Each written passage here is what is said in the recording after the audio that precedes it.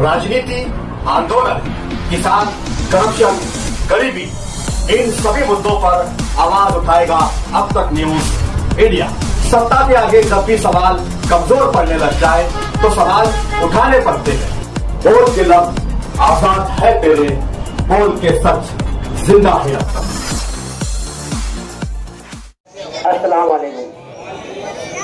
इस मीटिंग के सदर साहब निसार भैया और मंच पे तमाम मेहमान और मेरे सामने मेरे नौजवान, मेरे दोस्त अहबाब और मेरे बुजुर्ग साथी, मैं आप लोगों को सबसे पहले ये बताना चाहता हूँ कि हमें आपस में कोई भी इख्तिलाफ नहीं रखना है, कोई भी एक दूसरे में कोई बगावत नहीं रखना है। हमें शेख आसिफ साहब का इस बार साथ देना है, क्योंकि हमें अगर हमारा अपनी मेजॉरिटी बनाना है और अगर इक़्तिदार हासिल करना है तो हमें एक होकर काम करना है। तो मेरी ये अपील और गुजारिश है कि आप लोग शेख आसिफ साहब का हाथ देंगे ना? साथ देंगे? हाथों में हाथ दो। हाँ, और जो उनका फैसला रहेगा इंशाअल्लाह ताला हम पूरी तरीके से उनके फैसले को मानने की और उनके बताए हुए नक्श कदम पर चलने की कोशिश करेंगे। क्योंकि देखो, पहले तो हमें एक होके इनका साथ देना है। हम 162 से हार गए मगर हिम्मत नहीं हरे, क्योंकि दूसरे दिन ही हमारा लीडर रोड पे, दिसंबर रोड पे जब रैली सड़क में आ रहा था तो ये कोई हारा हुआ लीडर नहीं था, ये जीता हुआ लीडर था। क्योंकि तुम्हारी ताकत इनके साथ है। तुम जब इनके हाथ मजबूत करेंगे इंशाअल्लाह ताला, जब भी हम वहां आगे पहुंचेंगे।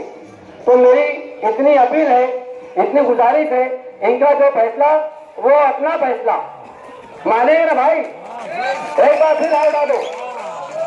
अस्सलाम वालेकुम। इतनी बात बोल के खत्म करता हूँ। वो कॉस्मेटिक कंप्लीट स्किन सॉल्यूशन आपके लिए लाया है। धूप से बचाने वाली डे क्रीम, सौंले चेहरे को गोरा करने वाली नाइट क्रीम, फुंसियों के लिए TC skin cleaner and serum, सर्दी में जिल्दों को ताजा रखने वाला मॉइस्चराइजर, 7 दिनों में गोरा करने वाली क्रीम, आंखों के नीचे कालापन को दूर करने वाला टीसी डार्क वे सीरम, हाथ और गर्दन का कालापन दूर करने वाला साबुन। हमारा पता याद रखें, कुसुम्बा रोड, औलिया मस्जिद के सामने, तुबा कॉस्मेटिक कंप्लीट स्किन सॉल्यूशन। अस्सलाम वालेकुम।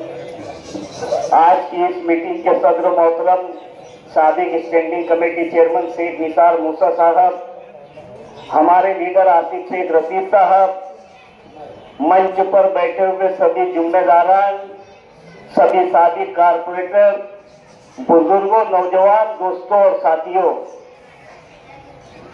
आने वाले दिनों में हमें कारपोरेशन के इलेक्शन का सामना करना है। आप लोगों ने पार्लियामेंट का इलेक्शन देखा, असेंबली का इलेक्शन देखा।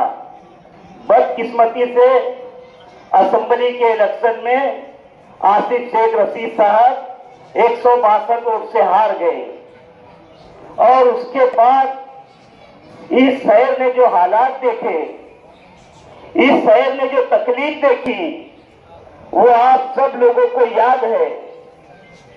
आप ये बात ध्यान में रखिए कि जमहूरियत के अंदर जमहूरी ताकत और जमहूरियत में सर गिने जाते हैं।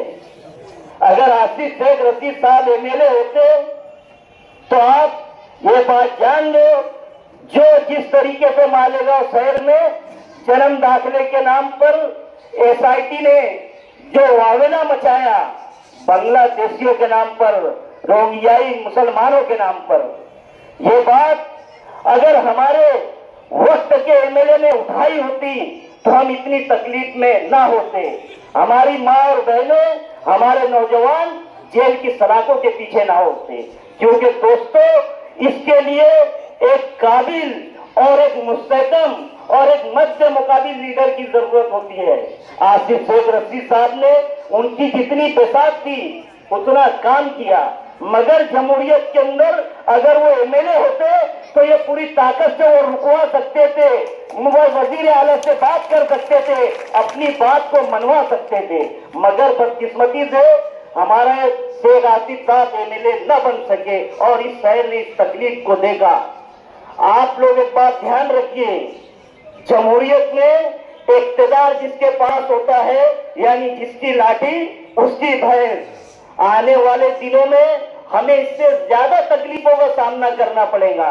अगर हमारे गलती हो गई, जो गलती हमने एमएलए के अंदर की, असेंबली के इलेक्शन के अंदर की, अगर आने वाले कारपोरेशन के इलेक्शन के अंदर हमसे गलती हो गई, इस्लाम पार्टी और हमारा एक जो गठबंधन हुआ है मालेगांव सेकुलर फ्रंट, अगर इसको इख्तियार नहीं मिला तो आप ये बात ध्यान में रखना कि एक मुकाबिल और एक मजबूत लीडरशिप अगर मालेगांव कारपोरेशन पर नहीं बैठी, जैसे एक आसिफ शेख रशीद साहब की नुमाइंदगी होती है, तो इसका भुगतान एक बार इस शहर को फिर भुगतना पड़ेगा।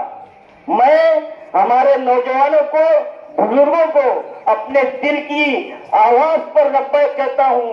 आप अपने दिल पर हाथ रख के अपनी ज़मीर की आवाज पर ध्यान दीजिए कि यह आसिफ शेख रशीद ये काम करने वाला लीडर है, ये एक मजबूत सलाहियत वाला लीडर है, ये दूर अंदेश वाला लीडर है। अगर कारपोरेशन पर इख्तियार में अगर हमारी पार्टी आई तो इंशाअल्लाह उल अजीज कारपोरेशन की जितने भी काम है, चाहे वो जन्म दाखिले के हो, चाहे वो SIR के हो, या जो भी तकलीफें हमारी माँ और बहनों को और हमारे बुजुर्गों को आ रही है, इंशाअल्लाह वो काम का पूरा मुकाबला किया जाएगा और वो काम को कामयाबी से हल किया जाएगा।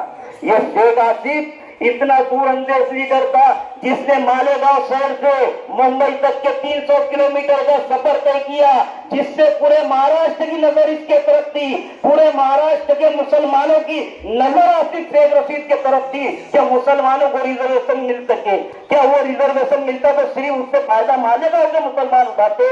नहीं, उससे पूरे महाराष्ट्र के मुसलमान फायदा उठाते थे।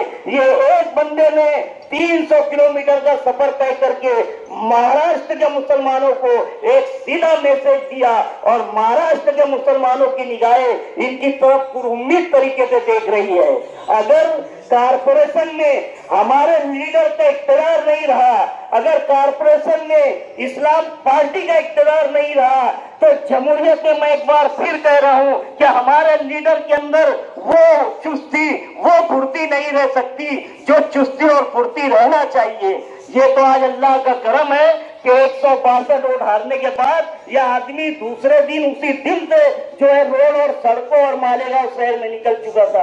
अगर 162 वोट से कोई कारपोरेशन का इलेक्शन हार जाए ना तो वो दिखेगा नहीं 2 महीने तक के आप लोगों को, लेकिन ये लीडर था जो उसी दिन निकल गया।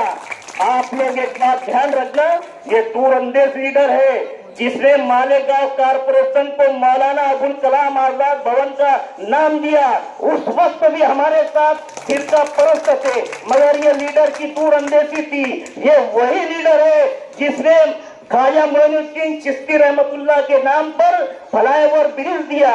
ये फ्लाईओवर ब्रिज पर कुछ लोग हेलीकॉप्टर उतार रहे थे, कुछ लोग हवाई जहाज उतार रहे थे। मैं उन लोगों से पूछना चाहता हूँ आज क्या उतारेंगे उसके ऊपर, वो भी जरा बता दो। अरे ये पूरे शहर का फायदा है। ये उस वक्त की फडणवीस हुकूमत पर इख्तिलाफ की हुकूमत थी जिससे आसिफ शेख रशीद ने 22 करोड़ का फंड लाया था।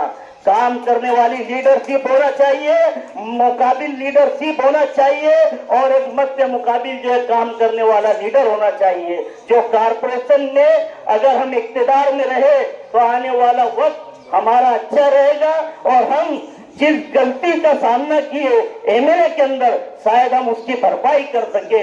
मैं अपनी बात को खत्म करता हूं कि दुआ करो कि सलामत रहे इसकी हिम्मत, दुआ करो कि सलामत रहे इसकी हिम्मत। ये चिराग कई आमियों से भारी है। खुदा हाफिज़। सलाम।